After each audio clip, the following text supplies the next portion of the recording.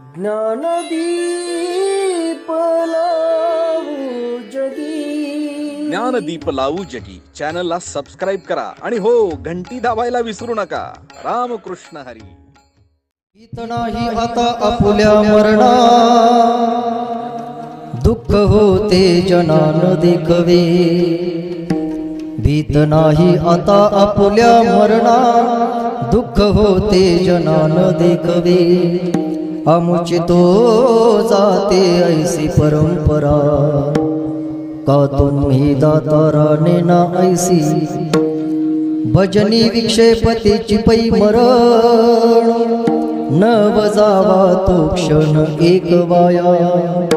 अमुचितो जाते ऐसी परंपरा, का तुम्ही दाताराने ना ऐसी. तुका म्हणे नाही आघाताचा वारा, ते स्थळी दातारा ठाव मागे. अमुचितो जाते ऐसी परंपरा, का तुम्ही दाताराने ना ऐसी.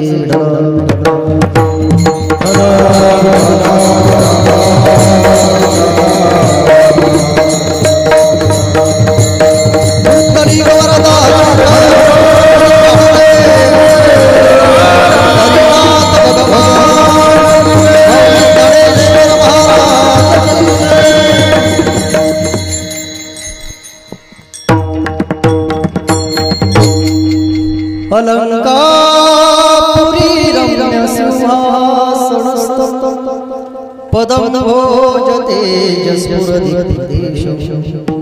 विधीन्द्रादिदेवै सदा स्तूयमानं, समाधिस्थमूर्तिं भजे ज्ञानदेवं. समाधिस्थमूर्तिं भजे ज्ञानदेवं. जोडून या कर चरणी ठेवितो माता,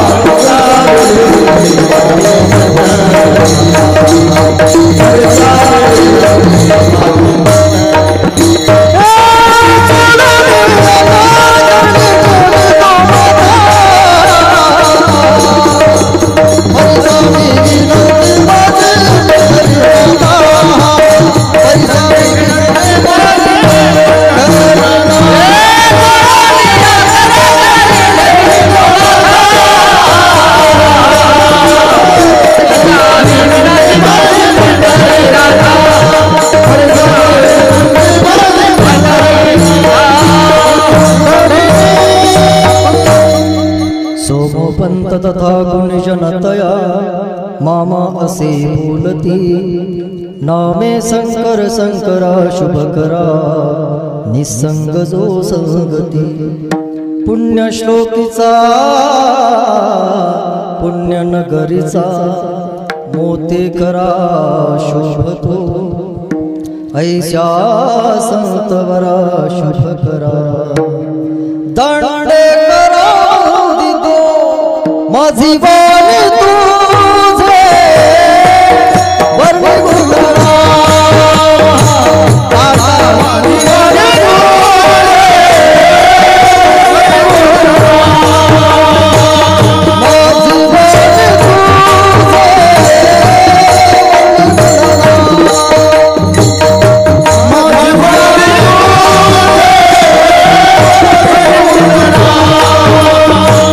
ऐसे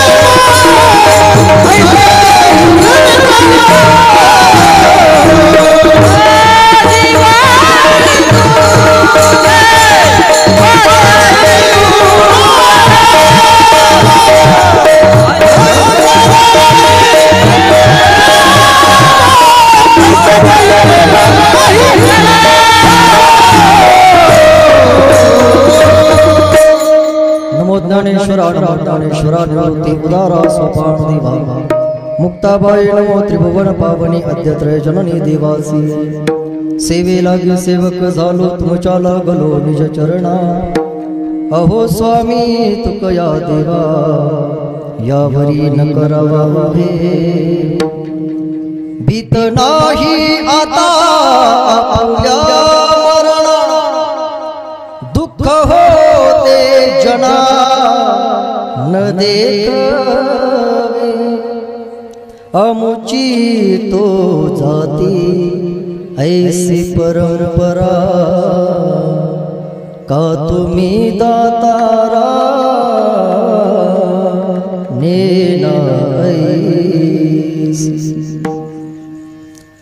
अनंत कृपा सागर भगवत पूज्यपाद समर्थ सद्गुरू निंबराज महाराजांच्या पदस्पर्शाने पवित्र झालेल्या पावन भूमीमध्ये भगवान भैरवनाथाच्या या पवित्र सानिध्यामध्ये भगवंताच्या चरणावर सेवा समर्पित करण्याचा चांगला योग समस्त ग्रामस्थ मंडळाच्या वतीने समस्त सप्ताह कमिटी मंडळाच्या वतीने त्याच पद्धतीनं ज्यांनी मला फोन केला आपल्याच गावचं वैभव हरिभक्त प्रयाण घेंगडे नाना खरं तर यांच्याचमुळे या ठिकाणी येण्याचा हा योग आहे। या प्राप्त योगातून भगवत चरणी सेवा समर्पित करण्याच्या निमित्तानं जो अभंग मी आज आपल्या समोर गायला तो अभंग जगद्गुरु जगतवंदनीय संत श्रेष्ठ ज्ञानाचा सागर भक्तीचा आगर वैराग्याचं शिखर श्रीमंत ज्ञानवंत गुणवंत कीर्तिवंत सामर्थ्यवंत वर्धवंत या वारकरी संप्रदायामध्ये आपल्या अभंगवाणीला सूर्याची प्रखरता चंद्राची शीतलता अग्नीची दिव्यता वेद मंत्राची पवित्रता गंगेची सुचिता आणि आईची वात्सल्यता अशी उपमा दिली गेली आहे। असे देवमान्य संत संतमान्य संत जगतमान्य संत जगद्गुरु श्री तुकोबराय श्री महाराजांचा संपूर्ण विश्वाला इंद्रायणी माते इतकाच पवित्र आणि पुनीत करणारा गोड अभंग आज तुमच्या सर्वांच्या सेवेकरता उपस्थित केला की ज्या अभंगामध्ये जगद्गुरु श्री संत तुकोबराय समाजाचं दुःख पाहिल्यानंतर समाज सुखासाठी आणि समाजाच्या हितासाठी देवाकडे एक अत्यंत गोड प्रार्थना करतायत। त्या प्रार्थनेचं चिंतन आज आपल्याला आपल्या संकल्पित वेळेमध्ये करायचं आहे।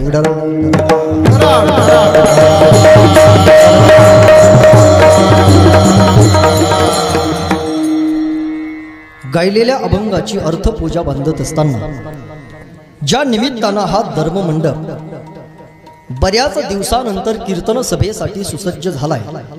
गेली 2 वर्षापासून आपण कथा कीर्तनाची वाट पाहत होतो ना। 2 वर्ष कथा आणि कीर्तन महाराष्ट्रामध्ये बंद होती। 2 वर्षानंतर गेल्या वर्षी मोठा सप्ताह झाला तुमच्याकडे। कोरोनाचा काळ असताना सुद्धा तुम्ही नामसप्ताह केलाय, हे वैशिष्ट्यपूर्ण आहे बरं। जे गाव एक असते, ज्या गावातली माणसं एका विचाराची असतात दादा त्याच गावामध्ये नामसप्ताह होत असतात।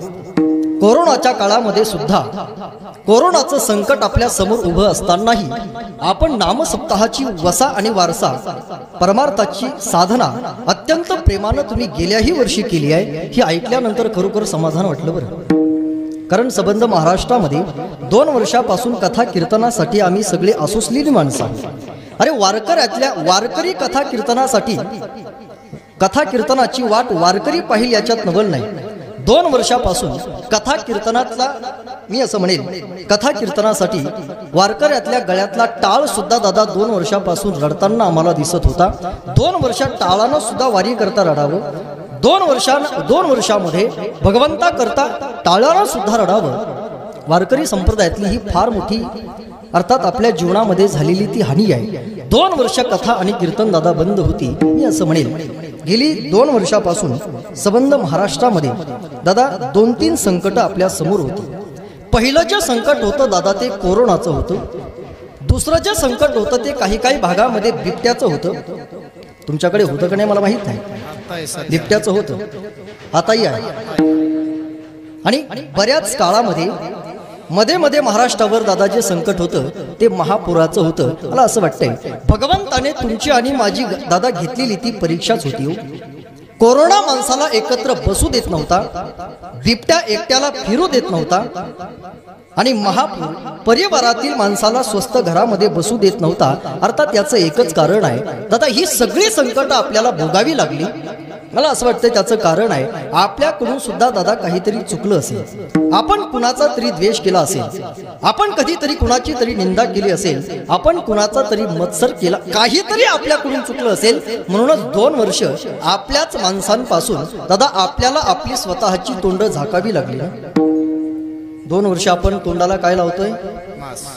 मास्क. 2 वर्षापासून आपल्याला आपल्याच माणसांपासून आपली तोंड झाकावी लागतात. त्याचं एकच कारण आहे दादा आपल्याकडून काहीतरी चुकलं असेल. आम्हाला सुद्धा असं वाटत होतं जग थांबेल परंतु कथा कीर्तन कधी थांबणार नाही असं आम्हालाही वाटत होतं, परंतु आम्हाला सुद्धा 2 वर्ष थांबावं लागलं. त्याचं कारण आमच्याकडून सुद्धा दादा काहीतरी चुकलं असेल ना. अरे कुछ गुनाह तो हमने भी किए होंगे साहब, कुछ गुनाह तो हमने भी किए होंगे साहब, वरना मुंह छुपाने की नौबत ना. काहीतरी चुकलं असेल, आमच्याकडून सुद्धा काहीतरी चुकलं असेल ना. 25,000च पाहिजेत हे आमच्याकडून सुद्धा चुकलंय. 2,000 घेतल्याशिवाय आम्ही कीर्तनाचा टाळ वाजवणार हे आमच्याकडून सुद्धा चुकलंय. याच कर्माची फळं दादा 2-3 वर्ष आपण भोगतो आहोत. देह करी जे जे काही आत्मा भोगितो नंतर, जैसे जाचे कर्म तैसे फळ देतो ईश्वर. जगी जीवनाचे घ्यावे जाणी सत्वर, जैसे जाचे कर्म तैसे फळ देतो ईश्वर.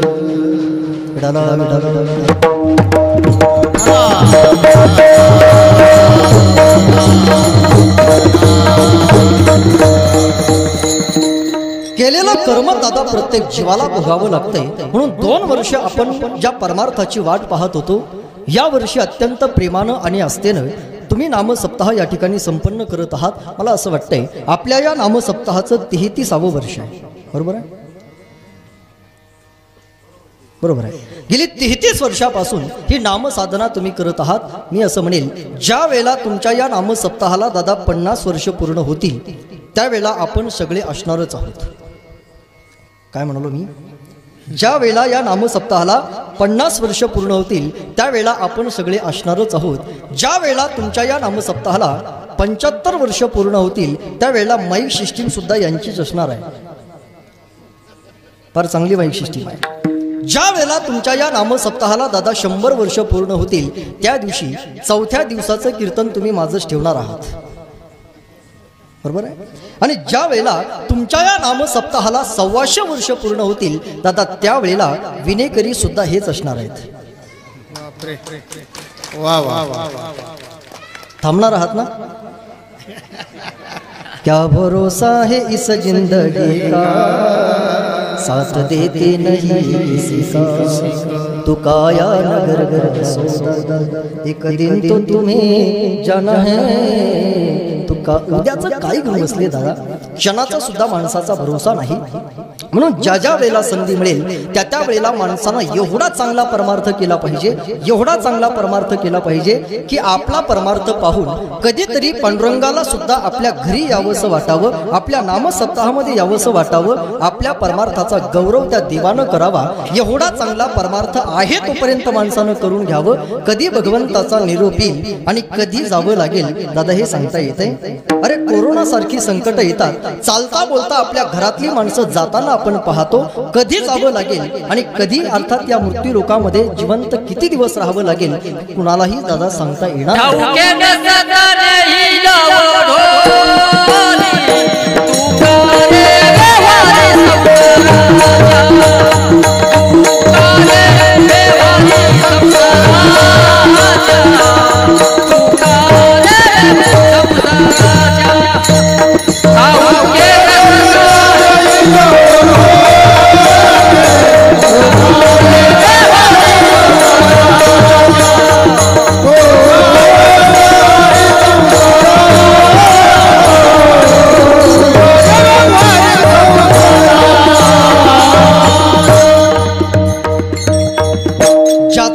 जन्म आहे दादा त्याला मरावं लागतंय. प्रत्येक प्रत्येकाला माहित आहे एक ना एक दिवस आपण मरणार आहोत, म्हणून आहे तोपर्यंत माणसानं मोठा परमार्थ करावा, प्रेमानं भगवंताचं नामचिंतन करावं।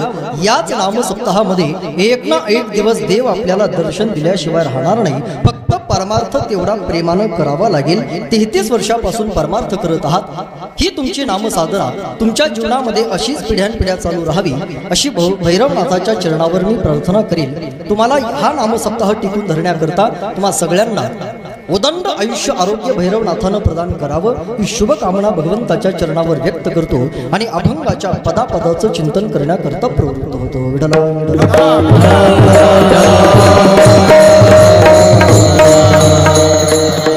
अभंग जगद्गुरु श्री तुकोबारा यांचा असून एका विशिष्ट प्रकरणातील अभंग आज मी चिंतनासाठी हाती घेतलाय आणि निवडत असताना सुद्धा एका विशिष्ट हेतूने निवडलाय। त्या निवडण्याचा हेतूने तुम्हाला पुढे पुढे सांगणारच आहे। जगद्गुरु तुकोबरायांच्या समग्र गाथ्याचा जर आपण विचार पाहिला तर जगद्गुरु तुकोबरायांच्या गाथ्यामध्ये दादा अनेक प्रकरण आहेत। सालू मालू नावाचं एक प्रकरण आहे, दोह नावाचं एक प्रकरण आहे जे फक्त 8 अभंगाचं आहे, व्यभिचार नावाचे काही प्रकरण आहेत। अनेक प्रकरणांनी नटलेला जगद्गुरु तुकोबरायांचा दादा अत्यंत सुंदर गाथा आहे।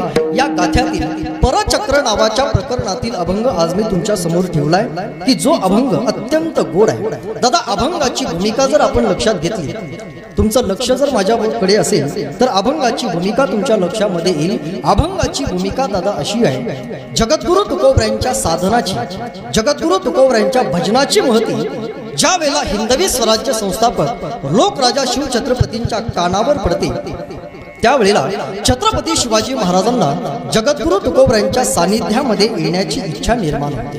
आणि का होऊ नये, अरे काय जगद्गुरु तुकोबरायांनी दादा भजन केले। जगद्गुरु तुकोबरायांनी ज्या रस्त्यानं चालावं त्या रस्त्यातल्या मातीनं सुद्धा विठ्ठल विठ्ठल म्हणावं, केवढं भजन जगद्गुरु तुकोबरायांचं असेल। मग या जगद्गुरु तुकोबरायांच्या सानिध्यामध्ये महाराजांना यावंसं वाटलं होतं। मला असं म्हणू द्या, आमच्या जीवनामध्ये दादा आम्ही थोडं भजन करतो तरी सुद्धा आमच्या कीर्तनामध्ये आमच्या समोर तुम्ही 2 तास राहता, मग आमच्या जीवनातलं थोडं भजन जर तुम्हाला आमच्या समोर बसवत असेल तर जगद्गुरु तुकोबरायांचं भजन किती होतं। अरे अंगावरती उकळतं पाणी जरी टाकलं तरी जगद्गुरु तुकोबरायांनी दादा आपल्या जीवनातलं भजन कधीही थांबवलं। पेटून उठला वनवा सारा, तिन्ही जगाला लागली आग, नसे निवारा नसे आसरा, कुठे मी जाऊ सांग विठ्ठला, कुठे मी जाऊ सांग विठ्ठला। जळे माझी काया लागला जळे माझी काया लागला, जळे माझी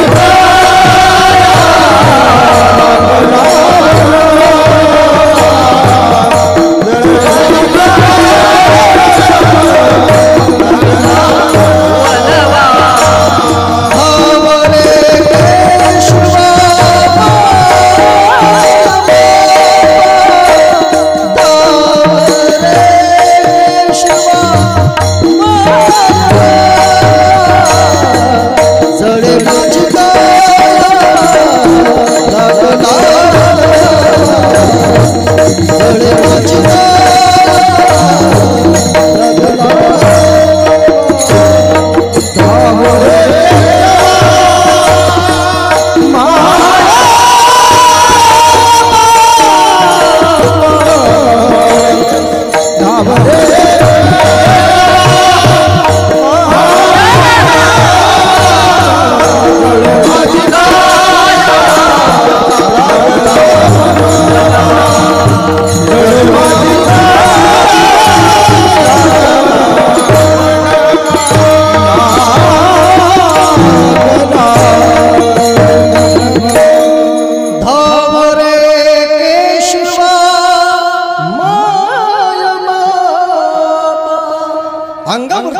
डोकं पाणी टाकावं तरी सुद्धा जगद्गुरु तुकोबरायांनी विठ्ठलाचं भजन करावं, त्यांच्या जीवनातील ती साधना होती. मग जगद्गुरु तुकोबरायांची साधना पाहिल्यानंतर, जगद्गुरु तुकोबरायांचं भजन पाहिल्यानंतर छत्रपती शिवाजी महाराजांना सुद्धा जगद्गुरु तुकोबरायांच्या सानिध्यामध्ये येण्याची इच्छा निर्माण झाली. मग त्यानंतर ज्या ज्या वेळेला संधी मिळेल दादा त्या वेळेला छत्रपती शिवाजी महाराज जगद्गुरु तुकोबरायांच्या कीर्तनामध्ये येत असायचे.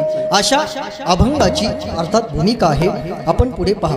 मला असं वाटतंय एक दिवस असंच जगद्गुरु तुकोबरायांच्या कीर्तनामध्ये छत्रपती शिवाजी महाराज येणार आहे ही बातमी ज्यावेळेला त्या काळच्या मुघलांना कळाली, त्यावेळेला मुघलांना छत्रपती शिवाजी राजांचा घात करायचा होता. कीर्तनाची वेळही मुघलांना माहीत आहे, घात कसा करायचा आहे सगळी आखणी त्यांनी पूर्ण केली. अर्थात जगद्गुरु तुकोबरायांचं कीर्तन सुरुवात झाली. कीर्तन सुरुवात झाल्यानंतर ठरल्याप्रमाणे छत्रपती शिवाजी महाराज जगद्गुरु तुकोबरायांच्या कीर्तनामध्ये येऊन बसले. कीर्तन रंगात आलं. कीर्तन रंगात आल्यानंतर मुघलांनी कीर्तनाच्या चारही बाजूने छत्रपती शिवाजी राजांना मारण्याकरता वेढा टाकला आणि वेढा टाकल्यानंतर मुघल वाट पाहू लागले. कशाची? कीर्तन संपण्याची. एक वाक्य सांगू दादा, त्या काळच्या मुघलांना हे माहीत होतं की कीर्तनात व्यत्यय करणं पाप आहे. त्या काळच्या मुघलांना हे माहीत होतं कीर्तन बंद करणं पाप आहे. आज आपल्याला कळत नाही, हे दुर्दैव आहे. विठाला विठाला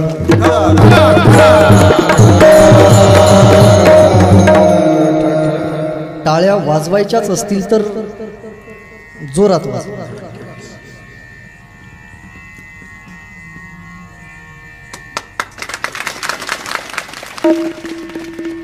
कारण काय असते बघा, गुणहीन पुरुषाला गुणवानाची किंमत कधी कळत नसते.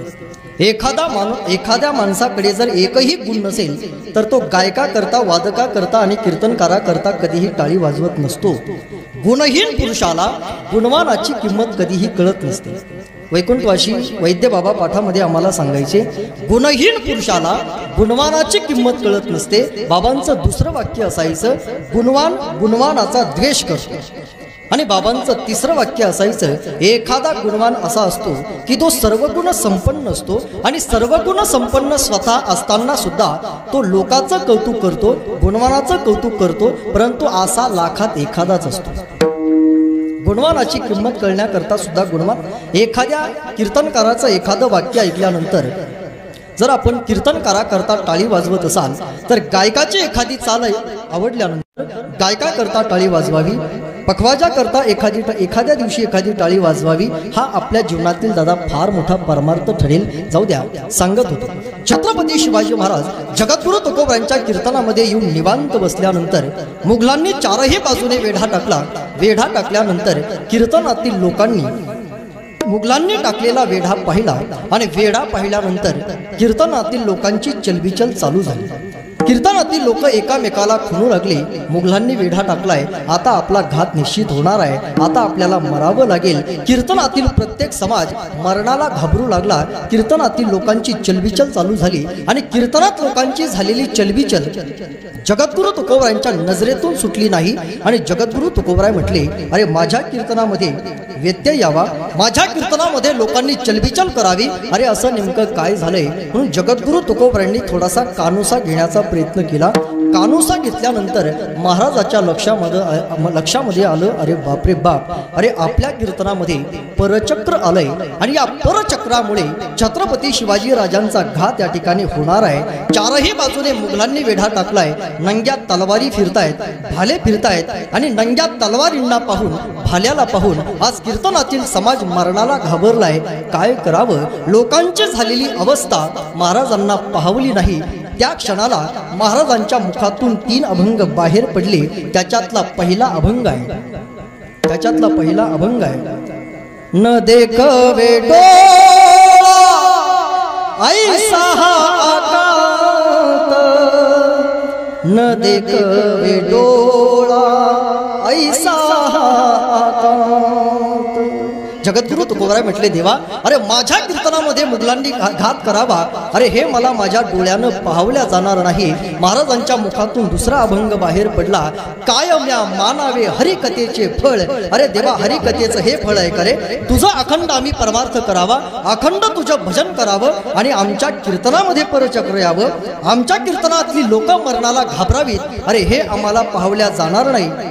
महाराजांच्या मुखातून दुसरा अभंग बाहेर पडला कायम्या मानावे हरिकथेचे फळ आणि महाराजांच्या मुखातून दादा तिसरा अभंग बाहेर पडला भीत नाही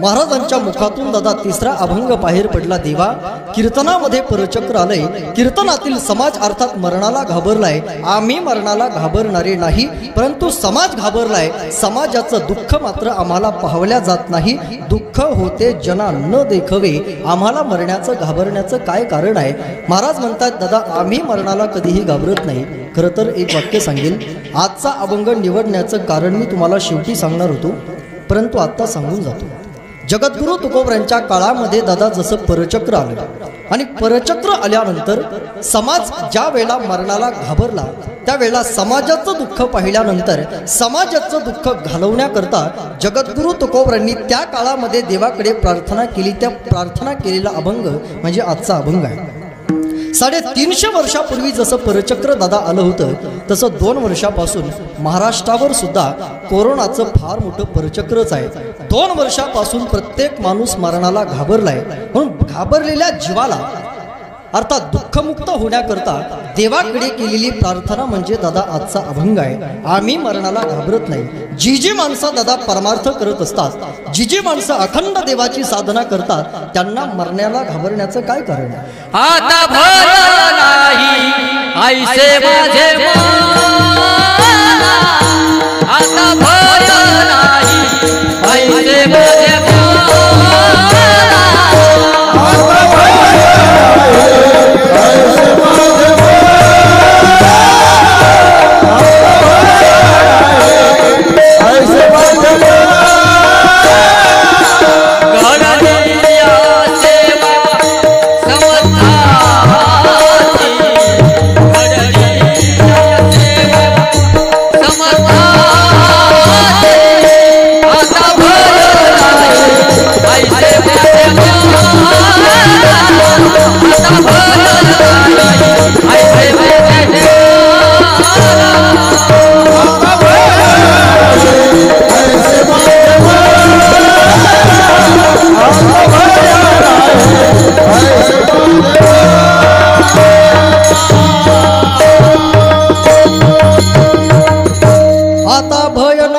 ऐसे वाटे जीवा किंवा मना, जीवाला घाबरण्याचं कारण नाही, त्या जीवाला घाबरण्याचं कारण नाही ज्याच्या जीवनामध्ये अखंड भजन चालू आहे. दादा परचक्र किंवा व्हायरस याच काळामध्ये आलेत आणि आता लोक मरणाला घाबरले त्याच्यात नवल नाही. जगद्गुरु तुकोबरांच्या काळामध्ये सुद्धा अनेक व्हायरस आले होते. 350 वर्षापूर्वी एक व्हायरस आला होता. त्या व्हायरसचं नाव होतं नारू. नारू नावाचा रोग त्या काळामध्ये आला होता. जुनी जी माणसं असतील त्यांना माहीत आहे. नारू नावाच्या रोगाचं दादा लक्षण असं होतं की कुठेतरी शरीरावर एखादं छिद्र पडायचं, त्या छिद्रातून दोरा बाहेर यायचा. तो दोरा जर अखंड बाहेर आला तर तो माणूस रोग मुक्त व्हायचा आणि तो दोरा जर मधामध्ये तुटला, शरीरामध्ये जर तो दोरा राहिला तर त्या ठिकाणी जखम व्हायची, त्या माणसाला ताप यायची आणि तो माणूस जायचा. त्या काळात आलेला तो नारू नावाचा व्हायरस होता. असंच एकदा जगद्गुरु तुकोबराय वारी करता निघाले. वारी करता गेल्यानंतर महाराज फलटणला आले आणि फलटणला आल्यानंतर जगद्गुरु तुकोबरायांना नारू नावाचा आजार झाला. जगद्गुरु तुकोबराय अंगाला त्यांच्या ताप आला. अर्थात महाराजांनी विठ्ठलाचा धावा केला. तुळसी माळ ही श्वासाची तुटे, धाव विठ्ठला जीव झाला कासवीस दाव विठ्ठला, पांडुरंगा विठ्ठला माय बापा विठ्ठला, पांडुरंगा विठ्ठला माय विठ्ठला. जगद्गुरु तुकोबरायांच्या अंगाला ताप आल्यानंतर विठ्ठलाला सुद्धा जगद्गुरु तुकोबरायांचं दुःख सहन झालं नाही. विटेवरती उभा असणारा देव जगद्गुरु तुकोबरायांना भेटण्याकरता फलटणला आले आणि फलटणला आल्यानंतर देवानं जगद्गुरु तुकोबरायांना विचारलं, तुकोबा कशी आहे आता तब्येत? महाराज म्हटले बरी आहे. देवानं विचारलं, तुकोबा अंगाला ताप आलाय? म्हटले हो. बरं तुम्ही कुठे निघालात? कोणा विचारलं? देवानं विचारलं. कोणाला विचारलं? तुकोबरायांना. तुम्ही कुठे निघालात हा प्रश्न विचारल्यानंतर तुकोबरायांनी सांगितलं, देवा आम्ही पंढरीच्या वारीला निघालो. वारीला निघालो असं म्हटल्यानंतर देव तुकोबरायांना म्हणाले, तुकोबा वारी करताच निघालात ना, मग असं करा, आता मी या ठिकाणी आलोय, माझं दर्शन घ्या, घरी जा आणि तब्येतीची काळजी घ्या. माझ्याकरताच वारीला चाललात ना, मग आता मी इथे आलोयच ना, इथं माझं दर्शन घ्या, घरी जा आणि आराम करा. त्यावेळेला तुकोबराय म्हटले, नाही ना देवा, देवा तुला असं कोणी सांगितलंय का आम्ही तुझे वारकरी आहोत म्हणून? वारकरी कुणाचे आहेत? मी आतापर्यंत संत साहित्य जेवढे वाचले आहेत, एकाही संत साहित्यामध्ये पांडुरंगाचा वारकरी असा शब्द, वारकरी कुणाचे आहेत? पंढरीचे आहेत. अरे जगद्गुरु तुकोबराय म्हटले, देवा अरे इथे तू आहेस, परंतु इथे चंद्रभागा कुठे आहे? देवा इथे तू आहेस, इथं पुंडलिकराय कुठे आहेत? अरे देवा इथे तू आहेस रे, परंतु पंढरी तीर्थक्षेत्र कुठे आहे? अरे चल हो मागे. देवानं जगद्गुरु तुकोबरायांना पाठीमागे पाठवावं. काय साधना असेल महाराज, काय परमार्थ असेल? जगद्गुरु तुकोबरायांच्या जीवनातली जो तो परमार्थ होता, ती साधना होती. देवाला सुद्धा वापस पाठवलं आणि श्रद्धेपोटी जगद्गुरु तुकोबराय थेट पंढरपूरला गेले आणि रोग मुक्त झाले. दादा त्या काळामध्ये हे घडत होतं बरं. त्या काळामध्ये या घटना घडत होत्या. तुमची साधना जर खरी असेल, तुमचा परमार्थ जर खरा असेल, तर देव तुम्हाला साह्य केल्याशिवाय राहणार. देव उभा मागे, देव उभा. जसं संकट आपल्यावर येईल, तो संकट निवारण करण्याकरता तो देव उभा असतो. काय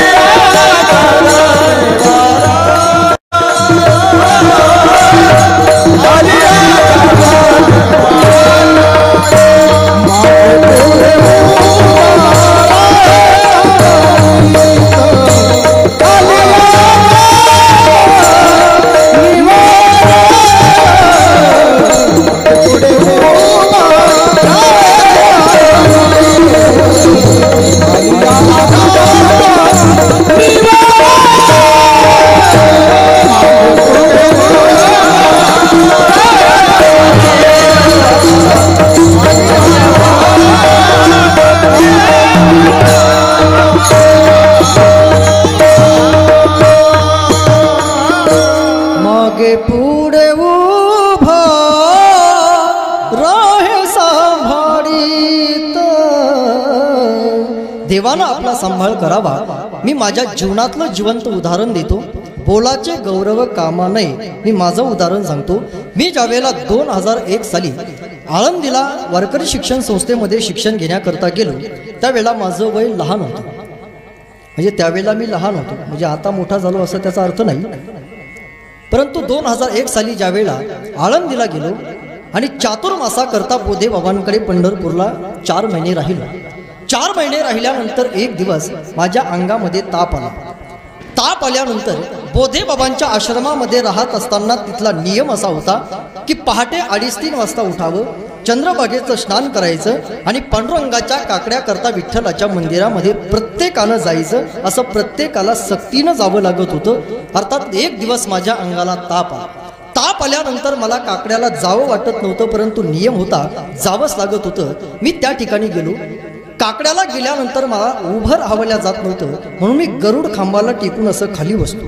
खाली बसल्यानंतर मला बसवल्या सुद्धा जात नव्हतं. मला झोपावं वाटत होतं, परंतु तिथं ती झोपण्याची व्यवस्था नव्हती. म्हणून मी बोधे बाबांच्या जवळ गेलो आणि बोधे बाबाला म्हटलं, बाबा अंगामध्ये ताप आलाय, मी रूमवर जाऊ. बाबांना त्यावेळेला मौन असायचं. बाबा म्हटले, विठ्ठल विठ्ठल. मी म्हटलं, बाबा अंगाला ताप आलाय, मी रूमवर जाऊ. मला प्रचंड आई वडिलांची आठवण झाली. बोधे बाबांनी माझ्या तोंडावरून हात फिरवला. माझ्या डोळ्याला अश्रुधारा वाहू लागल्या.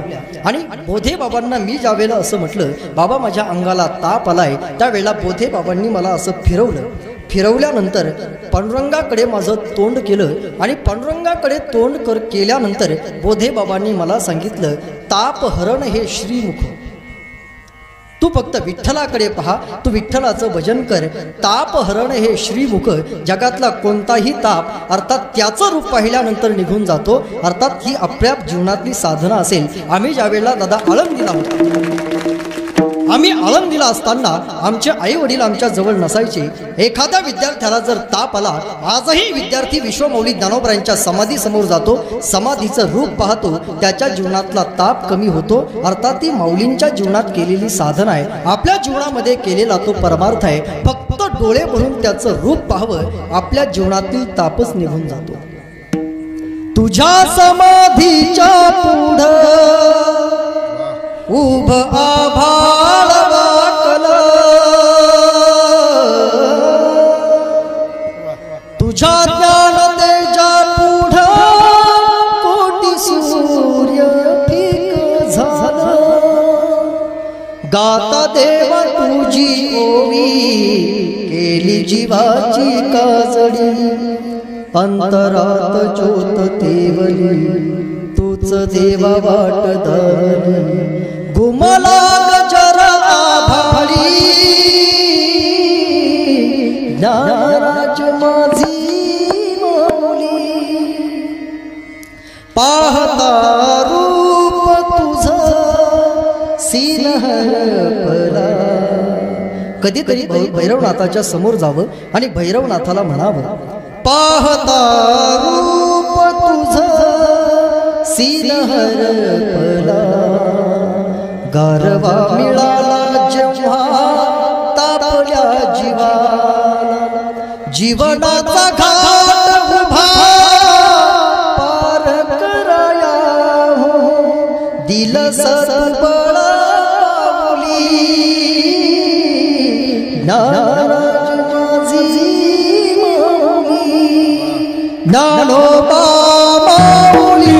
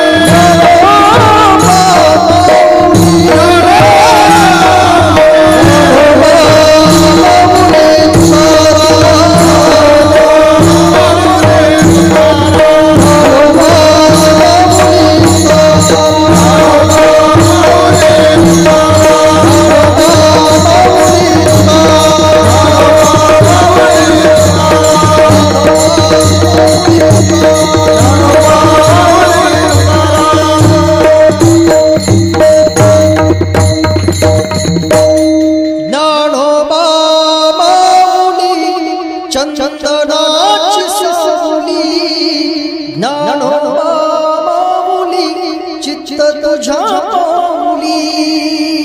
माऊलीकडे गेल्यानंतर विठ्ठलाचं रूप पाहिल्यानंतर अरे आमच्या अंगाचा जर ताप जात असेल तर आम्हाला मरणाला घाबरण्याचं काय काम आहे. जी माणसं दादा परमार्थ करतात त्यांना मरणाला घाबरण्याचं काम नाही. जगद्गुरु तुकोबराय म्हणतात देवा अरे तू आमच्या मागे आणि पुढे उभा असताना आम्हाला मरण्याचं अजिबात कारण नाही. आम्ही मरणाला कधीही घाबरत नाही. परंतु हा समाज, या समाजाचा जर विचार केला ना तर हा समाज मात्र मरणाला घाबरतोय. आणि जो समाज मरणाला घाबरतोय त्यांचं दुःख मात्र आम्हाला पाहवल्या जात. दुःख होते जनाला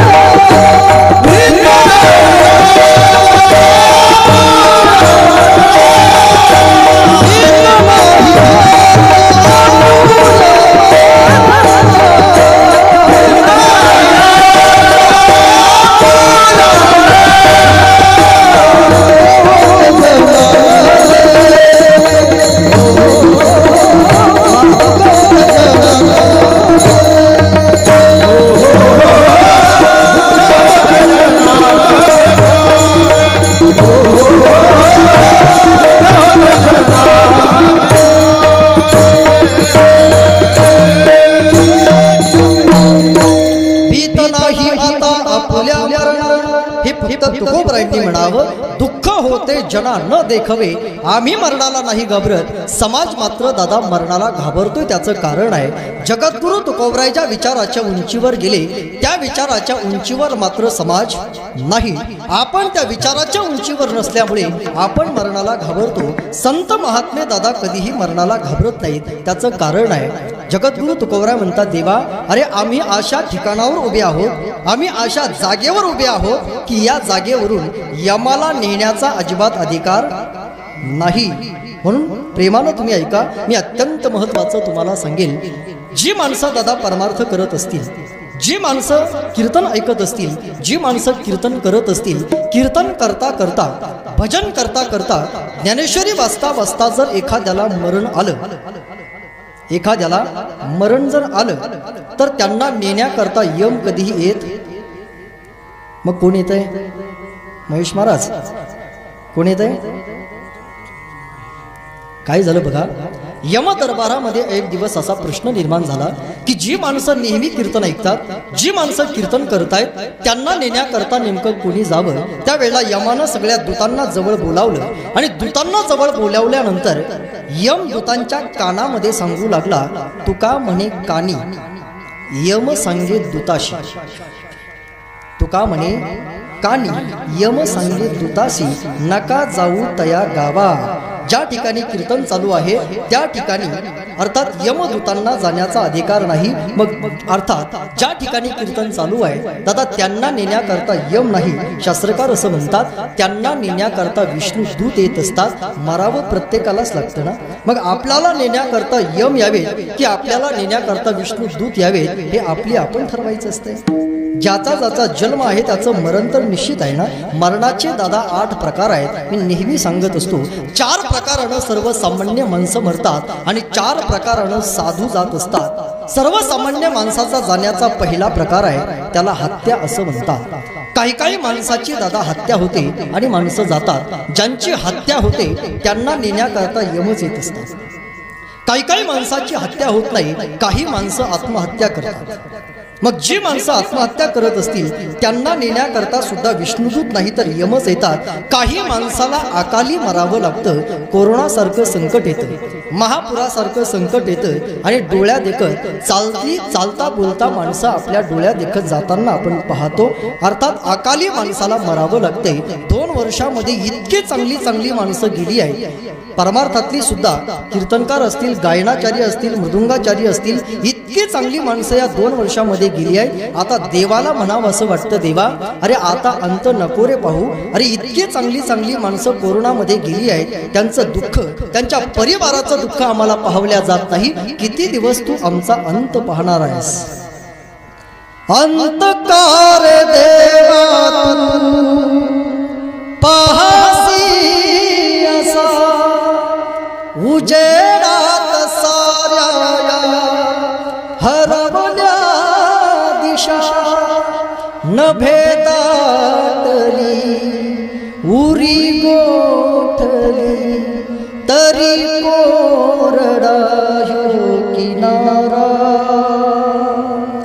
देवा तुझ्या देवळात डाव सोडलो मी, देवा तुझ्या देवळात डाव सोडलो मी. अंधार दाटला जाळून या जीवा उरात ह्यो वनवासिरला. उधळून केळ हा कुणी रे लावला, तू सांगणा मला देवा. अर्ध्यावरी सुखाच्या दुःखेच तू हट असा धरला.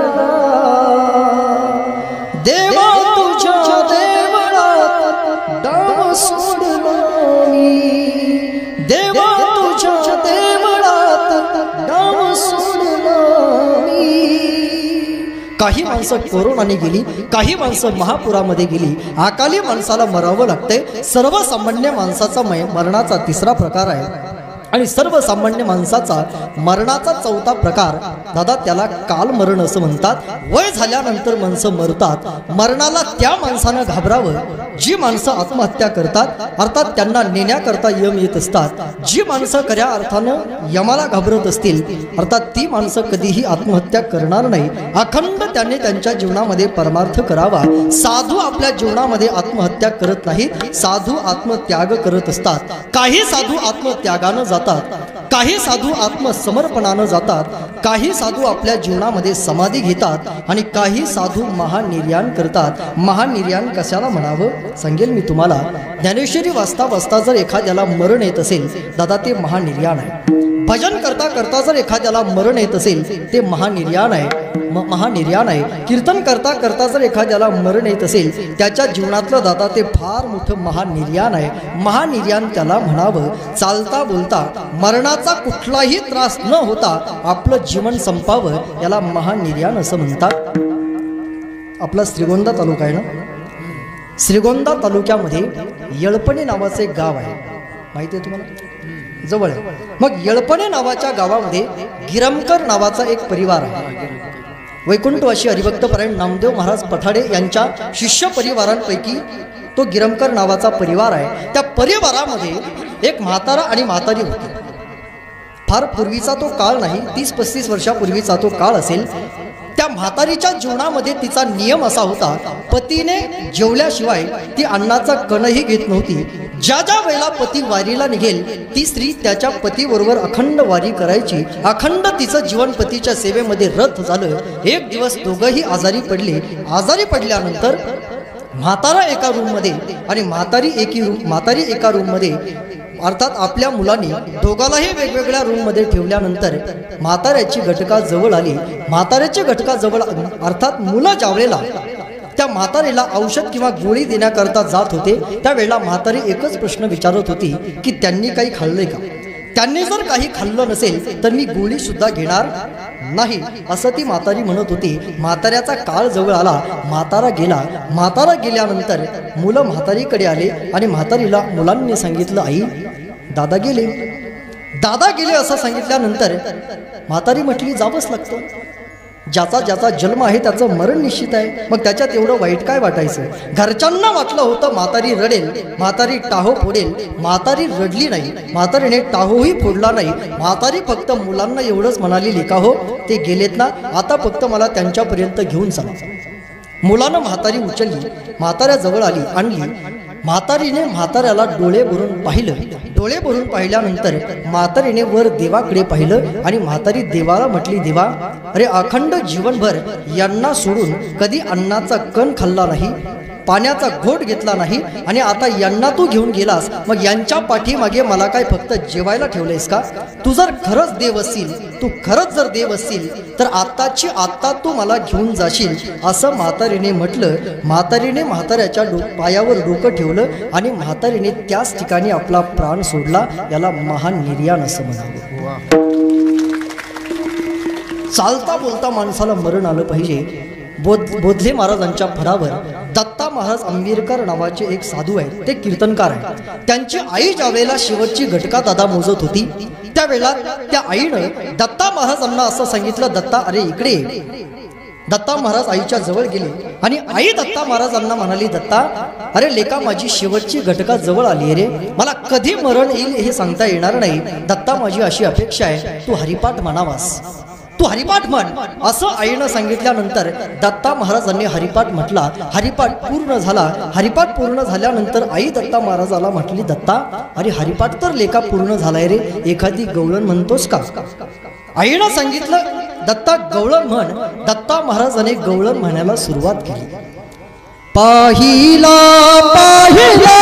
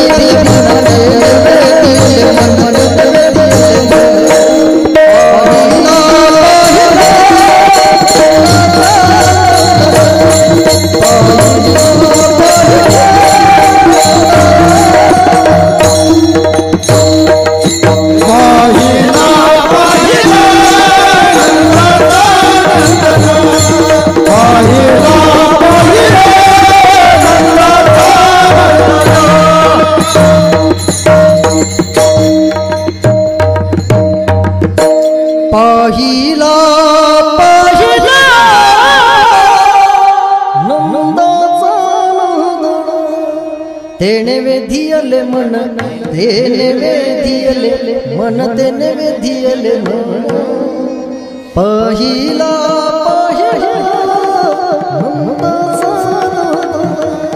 दत्ता महाराजांनी गवळण म्हटली. गवळणीचा शेवट झाला आणि गवळणीचा शेवट झाल्या आईनं आपला प्राण सोडला. दादा, याला महान निर्याण असं म्हणतात. ही सगळी महान निर्याणं तुम्ही फक्त कीर्तनात ऐकली आहे, तुम्ही कुणीही पाहिलेली नाही. परंतु कोरोनाच्या काळातील 2 महान निर्याणं प्रत्येकानं पाहिली आहे. ज्यांच्या ज्यांच्या हातामध्ये अँड्रॉइडचा मोबाईल आहे त्या प्रत्येक माणसानं कोरोनाच्या काळामध्ये झालेली 2 महान निर्याणं पाहिली आहेत. त्याच्यातलं पहिलं महान निर्याण आहे ज्यांनी वारकरी संप्रदायामध्ये कीर्तनात विनोद कसा असावा हे शिकवलं. वैकुंठवासी हरिभक्त परायण बाबासाहेब महाराज इंगळे बाबा ज्यावेळेला शेवटची घटका मोजत होते, कोरोनाशी ते लढत होते. कोरोनाशी लढत असताना हॉस्पिटलमध्ये असताना सकाळी पहाटे महाराजांच्या समोर काकडा चालू होता. काकडा ऐकता ऐकता महाराजांनी आपला प्राण सोडला. दादा, याला महानिर्याण असं म्हणतात, महानिर्याण म्हणतात. आणि त्याच्यानंतर आत्ता 2-3 महिन्यापूर्वी वैकुंठवासी हरिभक्त परायण ताजुद्दीन महाराज कीर्तन करता करता बाबांनी प्राण सोडला. दादा, याला महानिर्याण असं म्हणतात. इतकं चांगलं मरण आलं पाहिजे. ज्ञानेश्वरी वाचता वाचता जर मरण येत असेल तर मरणाला घाबरण्याचं काय कारण आहे? कीर्तन ऐकता ऐकता जर मरण येत असेल, कीर्तन करता करता जर मरण येत असेल तर मरणाला घाबरण्याचं काय कारण आहे? अखंड एवढा परमार्थ करावा, इतका चांगला परमार्थ करावा. आपला परमार्थ पाहून देवानं कधीतरी आपल्या घरी यावं, इतका चांगला परमार्थ केला पाहिजे माणसानं. आपल्या जीवनामध्ये महानिर्याण व्हावं असं जर वाटत असेल, आपल्याला मरण चांगलं यावं असं जर वाटत असेल, तर आपण मीराबाईच्या इतकं भजन केलं पाहिजे, राधे इतकं भजन केलं पाहिजे. आपल्याला आपला परमार्थ कळेल नेमका आपण काय करतो. कधीतरी त्यांचा परमार्थ आपण पाहिला पाहिजे. एक राधा एक मीरा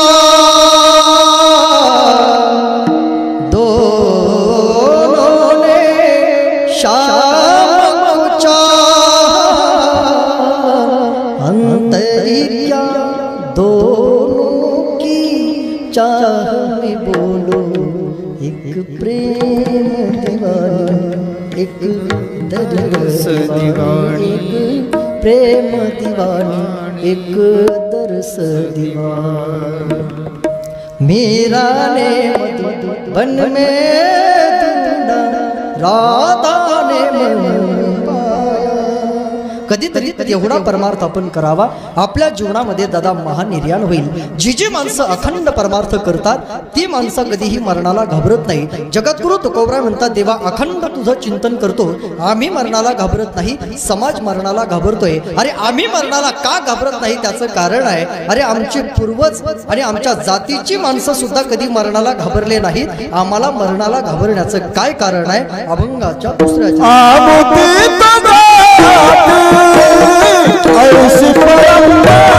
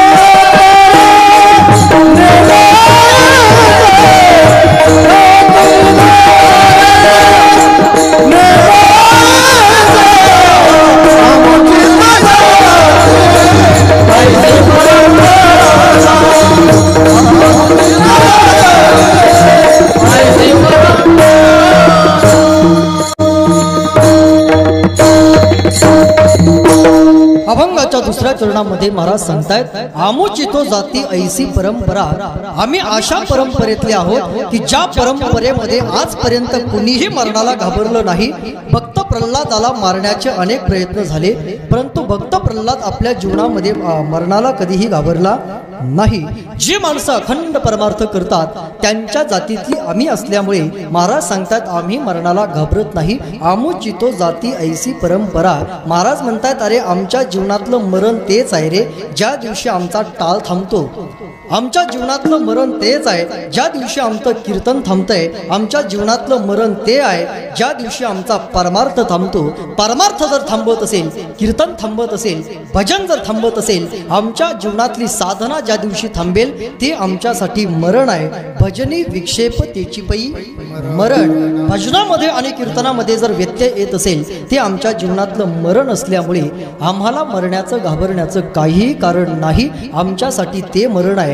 आमचं भजन थांबेल. अजूनपर्यंत आमचं भजन थांबलं नाही. आम्ही मरणाला घाबरणार नाही. आम्ही त्या परंपरेतले आहोत जी माणसं कधीही मरणाला घाबरले नाही. आमुचितो जाती ऐसी परंपरा का तुम्ही दातारा नेना ऐसी.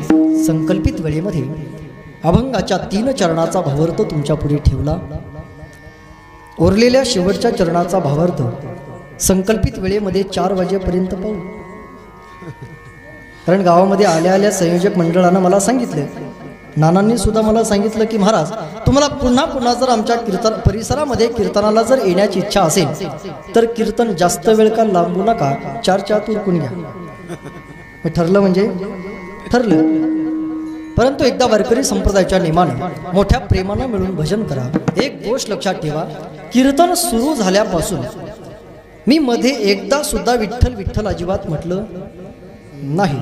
तुम्हाला मी अजिबात तकलीफ काय दिलेली त्या आमच्या आजीचं कीर्तन सुरू झाल्यापासून जी झोपल्यात, मी काय अजून त्यांना उठ म्हटलं, माग नका पाहू, भांडणं करता तुम्ही. तसं झोपलेली माणसं माझ्या जास्त आवडीची आहेत, कारण झोपलेली माणसं माझ्याच नजर देऊन असतात. झोपतो का कसं काय बघून राहू आपण कीर्तनकार. आणि झोपलेली माणसं माझ्या एवढ्या विश्वासातली आहेत, मी नित्य कीर्तनामध्ये सांगतो, झोपलेल्या माणसाचा मागचा माणूस विचार करत असतो. आपल्याला कीर्तन ऐकायला मिळो अगर न मिळो, परंतु हे पुढचं झोपलेलं जर झोपेत मागं आलं तर आपली दात पडेल, म्हणून त्या मागच्याला जागच राहावं लागतं. शेजार त्याला खरोखर डोक्याचा वापर करून तो डोका आणतो, म्हणजे झोपलेला माणूस 4 माणसाला जागा ठेवतो, पुढचा, मागचा, इकडचा आणि इकडचा. म्हणून प्रत्येक 4 माणसाच्या मध्ये एक एक झोपणार. अत्यंत महत्वाचा. मला तरी आज तुमच्या गावामध्ये काही माणसं झोपल्यावानी वाटली, परंतु एका कीर्तनामध्ये एकाला नाना कीर्तनात झोप लागली आणि झोप लागल्यानंतर त्याला काय झालं कळलंच नाही. त्याने झोपेमध्ये शेजाऱ्याचं डोकं खाजवायला सुरुवात केली. मग शेजाऱ्याचं डोकं खाजवायला सुरुवात केल्यानंतर तो शेजारचा म्हणतो, अरे तू माझं डोकं का खाजवतो? म्हणतो तो हे जर तुझं तर मग माझं कुठे गेलं? डोक्याचाच पत्ता नाही. तसं इथं कुणी कुणाचं खाजवलं नाही म्हणा. जरी खाजवण्याची वेळ आली तर शेजाऱ्याचंच खाजवा. मेहरबानी करून उठून माझं कुणी खाजू नका म्हणजे झालं. मोठ्या प्रेमानं मिळून भजन करा. मला जर तुमचं भजन पटलं तर कीर्तन सुटलं, नाहीतर खरोखर तांबडं फुटलं.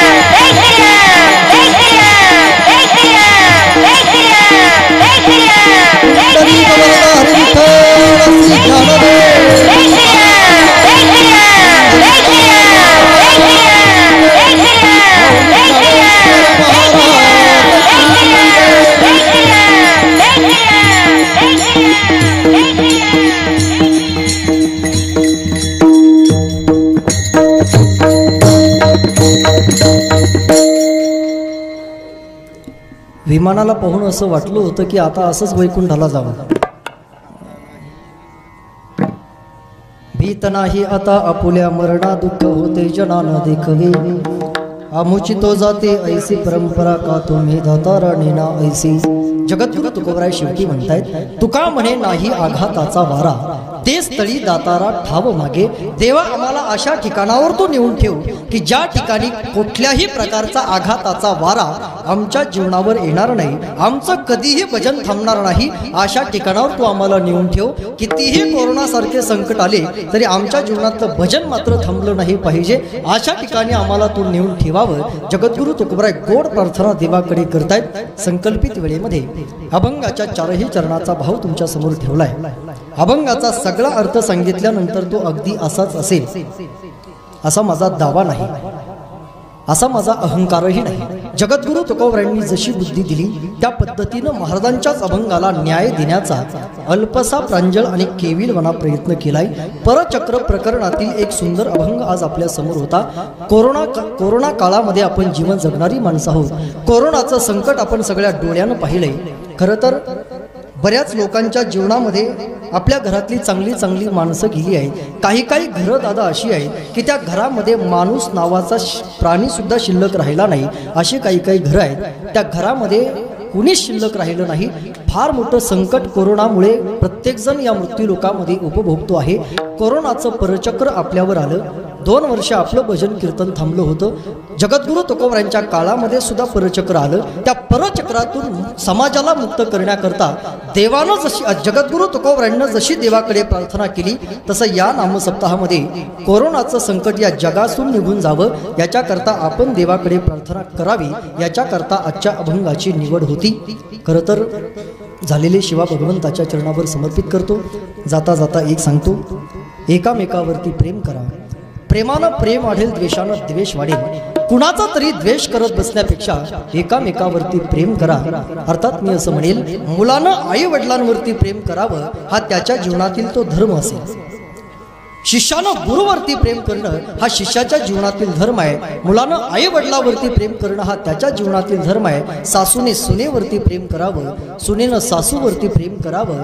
दादा मला असं म्हणू द्या, ज्या आई वडिलांना आपल्याला जन्म दिलाय त्या जन्मदात्या आई वडिलांवरती जर आपल्याला प्रेम करता येत नसेल, ज्या रक्तानं आपल्याला जन्म दिलाय त्या रक्तावर जी माणसं प्रेम करू शकत नसतील ती माणसं दादा शेजाऱ्यावर काय प्रेम करतील? जे रक्त स्वतःच्या रक्तावर प्रेम करत नाही दादा ते रक्त शेजाऱ्यावर कधीही प्रेम करत नाही. जे रक्त शेजाऱ्यावर प्रेम करू शकत नाही ते रक्त गावावर कधीही प्रेम करू शकणार नाही. जे रक्त गावावर प्रेम करू शकत नाही ते रक्त या धर्मावर, या देशावर, या संप्रदायावर आणि महाराजांवर कधीही प्रेम करू शकत नाही. संप्रदायावर प्रेम करण्यासाठी, धर्मावर प्रेम करण्यासाठी आपल्या अंतःकरणातली दादा उंची फार मोठी असावी लागते. अगोदर आपल्या परिवारातील रक्तांवर प्रेम करायचं शिका. अरे जे रक्त स्वतःच्या रक्तावर प्रेम करतंय, जे रक्त गावावर प्रेम करतंय, जे रक्त समाजावर प्रेम करतंय दादा तेच रक्त जिवंतपणे असंही म्हणत असतंय. दिल दिया है चांदी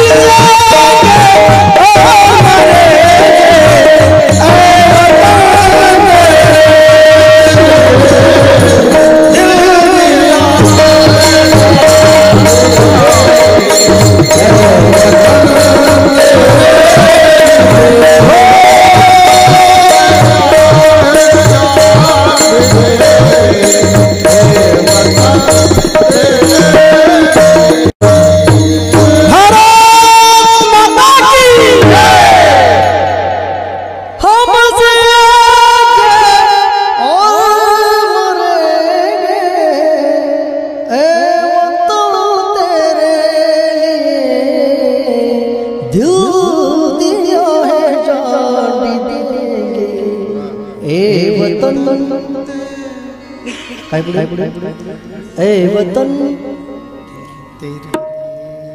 असं काय सगळेच म्हणत असतात का? हॅलो अरे जे रक्त दादा स्वतःच्या रक्तावर प्रेम करू शकत नाही ते रक्त धर्माकरता आणि देशाकरता आपलं जीवन कधीही देत नसते.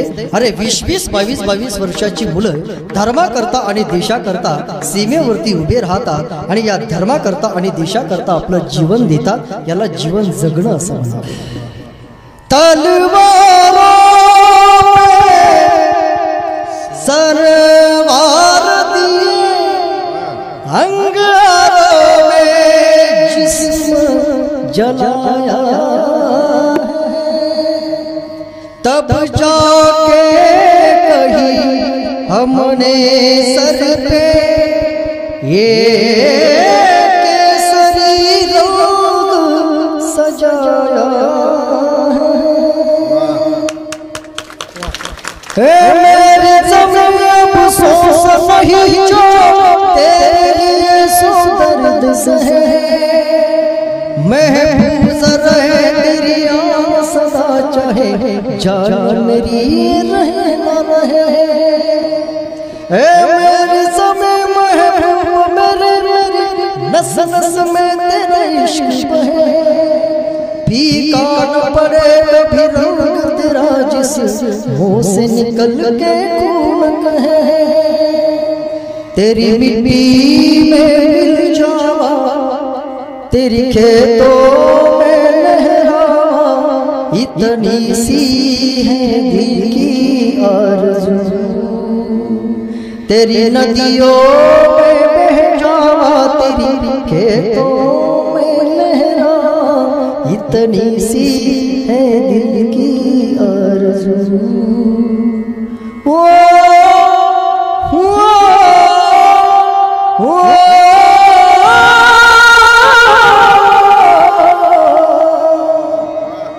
खेतों से भरे गलियां मेरे जहां झूम के भंगड़ा कौन सका आबाद रहे गाँव मेरा जहां लौट के वापस आ न सका वतनावे मेरा वतनावे तेरा मेरा प्यार निराला था कुर्बान हुआ तेरी असमत पे मैं कितना नसीबों देशाकरता आणि धर्माकरता ज्या ज्या वेळेला संधी मिळेल दादा त्या त्या वेळेला माणसानं जीवन आपलं दिलं पाहिजे. एकामेकावर प्रेम करायला शिका धर्माविषयी जागृत राहा व्यसन या गोष्टीपासून आपलं जीवन लांब ठेवा आई वडिलांची नितांत सेवा करण्याचा प्रयत्न करा एवढी विनंती तुमच्या चरणावर ठेवतो. लांबलेल्या वाणीला याच ठिकाणी थांबवतो. समस्त ग्रामस्थ मंडळानं मला सेवा करण्याची संधी आपल्या या पवित्र माठ गावामध्ये मला सेवा करण्याची संधी उपलब्ध करून दिली. त्या संधीतून मला तुमचं सर्वांचं दर्शन झालं. आल्यानंतर समाधान वाटलं. सगळे गायनाचार्य मृदुंगाचार्य सर्वांनी गोड आणि सुंदर अशी साथ केली. संबंध महाराष्ट्रामध्ये मृदुंग क्षेत्रात ज्यांचं फार मोठं नाव आहे आमचे परमार्थ प्रेमी हरिभक्त परायण गुरुबंधू ओंकार महाराज आवर्जून कीर्तनासाठी उपस्थित आहेत. महाराजांना धन्यवाद आहेत. माझ्याबरोबर आलेले हरिभक्त परायण पवन महाराज उदे तबला या क्षेत्रामध्ये ज्यांचं महाराष्ट्रामध्ये आज चांगलं नाव आहे. फार कमी कालामध्ये आणि कमी वयामध्ये सर्वसामान्य कुटुंबामध्ये जन्माला येऊन महाराष्ट्रामध्ये आपलं नाव करणं दादा ही वाटतं तितकी सोपी गोष्ट नाही. याकरता अपार मेहनत अदम्य जीवननिष्ठा लागत असते. परमार्थाबद्दल श्रद्धा आणि आस्था लागत असते. म्हणून पवन महाराज या ठिकाणी उपस्थित आहेत. त्याचबरोबर हरिभक्त परायण संभाजी महाराज बऱ्याच दिवसातून 2-3 वर्षानंतर भेट झाली आहे म्हणून नाव लक्षात नाही. संभाजी महाराज या ठिकाणी आवर्जून उपस्थित आहेत. त्यांनाही धन्यवाद देतो. पहिली चाल ज्यांनी गायली हरिभक्त परायण महामुनी महाराज महामुनी महाराज आणि हरिभक्त परायण देवीकर महाराज. खरं तर जुन्या काळातली ही मंडळी आहे आणि परमार्थ त्यांनी टिकून ठेवला आहे. अशा माणसांची चाली ऐकत ऐकतच आम्ही कीर्तनकार झालो. आज आमच्या कीर्तनाचं सौभाग्य आहे की महाराज कीर्तनासाठी टाळ घेऊन उभी आहे. त्याच पद्धतीनं समस्त टाळकरी मंडळी मला सर्वांचीच नावं काय माहीत नाहीत, काहींची नावं मला माहीत आहेत, काहींची नावं मला माहीत नाहीत. तुम्ही सगळेच माझ्या मनातली नाहीत तर हृदयातली माणसं आहात. वारकरी संप्रदायातलं पवित्र कार्य तुम्ही करत आहात म्हणून तुम्हा सगळ्यांना भगवंताने उदंड आयुष्य आरोग्य प्रदान करावं ही सद्भावना व्यक्त करतो. सर्वांच्या चरणावर झालेली सेवा समर्पित करतो आणि लांबलेल्या वाणीला या ठिकाणी थांबवतो. शिवम भवतु शिवम भवतु शिवम भवतु. ज्ञानेश्वर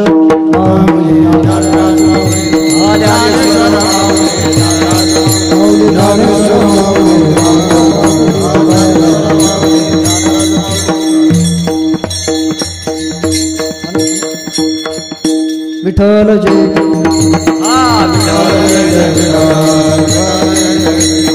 बोले